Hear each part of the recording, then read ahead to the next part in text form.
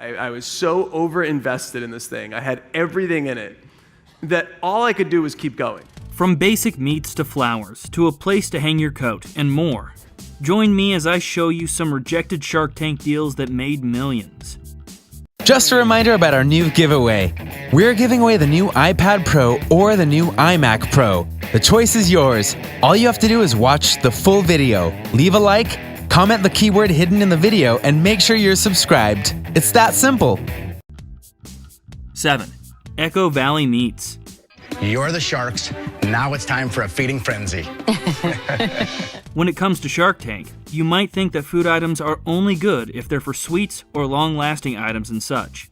Yet, that's not always the case. For example, when Dave Alwan came onto the show, he brought with him his meat business, where he showed the sharks his quality of production, as well as the facets that he would use to ensure that his business was successful, such as using the online space and a solid delivery service. It was very clear that he had a game plan, and that he could back it up, which he provided to the sharks by giving them samples of his products. It was clear he was a very good cook, and the sharks were very impressed by the quality of the meats he showed them, which is very important when it comes to food products on the show. In total, he was asking for $150,000 to help expand his business, which seems reasonable overall, right? Yet, the sharks rejected him, which confused many. It wasn't that they didn't like him, but rather, the sharks felt that because of rivals in the market, including the established brand Omaha, which does similar things to Dave and his business, they felt that it would be a bit of a risk to invest. They did suggest through that Alwan should focus solely on the mail order part of his business, so while they didn't invest, they did try and help him on his path to success. That didn't dishearten him enough. In fact, because of his appearance on the show, his business boomed in a major way. This is known as the Shark Tank effect. He started getting more and more orders from people, and that got even more customers into the room, so to speak. Plus, he used the advice of the sharks, via the mail order tip, to expand his business in a meaningful way. And he went from getting about $150,000 a year to $1.4 million a year. That's quite a jump for a year.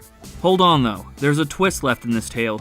He came back to Shark Tank and showed them how much he had improved in the 2 years since his first appearance.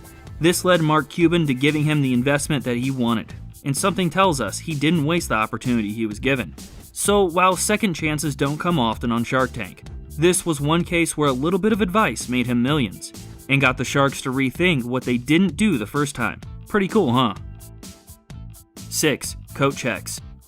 This is the security. It's just not organized or effective. May I present to you our ticketless CoatCheck system? All kinds of ideas come through Shark Tank, including ones that just want to help people in specific situations. This was what got Derek Pack to the show. He came up with an idea for a way to check your coat at a bar without fear of it getting lost, or having to find a place to put it once you get inside. Thus was born CoatChecks. He actually tested it out at several bars where he lived and made $50,000 just in a few months. That's proof that his product wasn't just useful, it was desired, and functional, and profitable in a high margin. He went to Shark Tank to explain his business. He did get an offer from Mark Cuban, but it wasn't to his liking. After getting some advice, he declined the offer and built up his business his way. After being seen on Shark Tank, many investors and clients came in to offer him money to use his product, including a massive concert called Life in Color and even a fashion show. And that was just the beginning of the people who wanted to use CoatChecks for their events. So now, the service in the app has 50 dedicated clients, and the app's features have expanded beyond Derek's initial thoughts of just checking in coats. It's now part of rental services, storage for vacations, and more. 5. Chef Big Shake. I don't know why they said no. Did they not eat them? They tasted them. They said they loved them on camera. They couldn't add any value to my product. Inspired by his daughter's interest in vegetarianism and recognizing a market opportunity, Sean Davis pitched his specialty seafood burger business to the Sharks, asking for $200,000 for a 25% equity stake of the company. Davis wanted to tap into the vegetarian market with foods such as burgers that relied upon seafood rather than traditional meat sources. While the Sharks thought the venture was too risky and passed on the opportunity, after the episode aired, angel investors seized the opportunity by offering Davis $500,000. Annual sales for Davis's company, CVS Foods, grew from $30,000 to $5 million in just 1 year. Even Mark Cuban later admitted he whiffed on this one. Davis now has plans to begin franchising, and his food is in restaurants all over the US. Victory tastes sweet. 4. The Books Co. The way that I look at building any business and the way that I approach ours is it's just about getting to milestone. There once was a man named John Tabbas, and during his life he saw how flower businesses and companies had a very messed up way of delivering flowers. The result of what they were doing and the process of delivering flowers like they did was higher costs and non-fresh flowers being delivered. John knew he could do better, so he made the Books Company, a more refined way of getting flowers delivered without a bunch of middlemen ruining the product. It was a very refined thing, which many people near him liked, and thus supported with many purchases.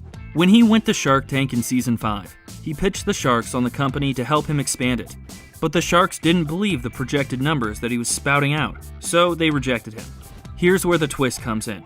Because not only were his numbers very much right, he actually got one of the Sharks to invest later on due to some personal life experiences. It started when Shark Robert Herjavec got married sometime after John's appearance on the show. And when he was planning his wedding, he found that the cost of lowers from the top brands were infinitely more expensive than they should have been. Remembering John and his promise of delivering better flowers at a smaller rate, he gave him a call to pick his brain and bought his wedding flowers from him. Then he decided to invest in John's company. That round of investment brought in $24 million to the company, and it's only grown since. See, even the Sharks can be very wrong at times. 3. Scan. This all started just 2 years ago. Together with 2 of my classmates, we set out on a mission to connect the real world with the digital universe. When Garrett G went to Shark Tank to ask for help, he already had $8 million invested into a special app called Scan, which already makes him an atypical person to ask for help. The product itself was a special QR barcode that would allow people to find and research special things, including how to get deals online for various items. He even used it on the show itself to prove how fast and quick and easy it was to use. The deal breaker, though, for the Sharks came when Garrett noted that he felt his software was worth $20 million. The Sharks didn't agree, so they shut him down, which turned out to be fine because Snapchat was interested. Snapchat not only bought the app, but all the tech that was part of it, and they reconfigured the Scan app to be their new Snapcode feature. You know, one of the most important things on the Snapchat app. Not only did Snapchat do that, they paid him an astonishing $54 million in order to get it all, which is $34 million more than he said his company and tech were worth to the Sharks. Now Garrett and his family travel the world, living the lap of luxury, because of all the money that he made. Can you blame him? 2. Proof Eyewear. Hey guys, we're Proof, and we're pioneering eco-friendly eyewear. Brooks, Tanner, and Taylor Dame, who were from Idaho, came to Shark Tank with an idea that was actually rather unique. They wanted to make sunglasses and other similar items, out of wood, and other materials that would be much better for the environment. At first, they had a rather narrow focus as to whom they wanted to sell them to, mainly people who would appreciate the nature of the glasses. But they soon realized that they could expand it beyond that, and were actually getting offers from both common people and even famous rappers. Thus, they went to Shark Tank in order to get a deal to expand their brand. One problem: the Sharks only valued their company at $500,000 and made a very low offer for a stake. The brothers knew that their sales alone would pass $500,000 that year, so they decided to reject the offer and do their own thing. The next week, their site had over 1 million viewers, and over the next few years, they got even more clients wanting to sell their sunglasses and other items. Now, they're making around $1.5 million a year. So you could say that these investors and the Sharks didn't, puts on shades, see eye to eye. 1. Ring. The first ever video doorbell built for the smartphone. Think of it as caller ID for your front door. This, by far, is the most famous of the rejected deals of Shark Tank, which makes it all the more ironic with how it all went down.